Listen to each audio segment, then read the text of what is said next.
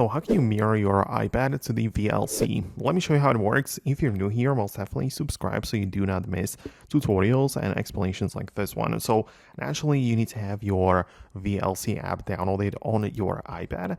Just make sure you even get like the latest version from the App Store by updating. But in order to start like playing content through the app, you have more options. Like you can just mirror technically your iPad or put your videos into the local storage for VLC.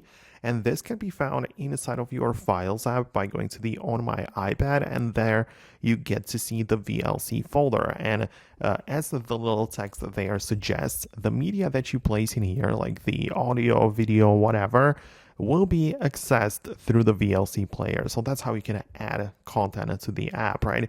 That's kind of how it works. And it's very useful because you can put here like anything you want. Like you can literally go to the Photos app, click on your videos which you might have stored there, tap share, and literally save to files where you pick the location to be the VLC folder. And you can essentially just make it appear in the VLC media player.